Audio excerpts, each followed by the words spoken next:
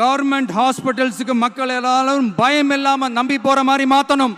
கடலூரைச் சேர்ந்த 63 வயதான ஜெயந்தி என்பவருக்கு இதயத்தில் பிரச்சனை இருந்து வந்தது. கடந்த 2022ஆம் ஆண்டு முதல் பல்வேறு மருத்துவமனைகளில் சிகிச்சை எடுத்து வந்த நிலையில் நாளுக்கு நாள் அவருடைய இதய பிரச்சனை தீவிரமாகியுள்ளது.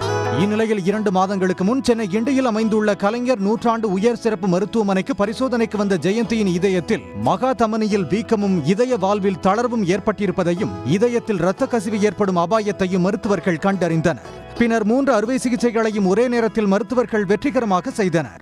செத்துட்டேன்னு நினச்சிட்டேன் ஐயா. நான் அந்த மாதிரி ஐசியூவில் இருக்க பார்த்து அப்படி இருந்தேன்.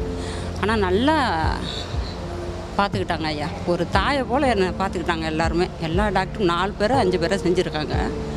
எல்லோரும் நல்லா பார்த்துக்கிட்டாங்க ஐயா.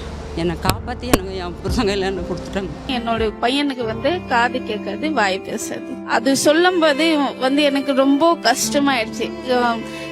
என்ன பண்ணலாம், எனக்கு ஒண்ணுமே புரியல. அப்புறமே டாக்டர் கிட்ட நான் சொன்னேன், சார் இதுக்கு ஏதோ வழி இல்லையா எப்படி?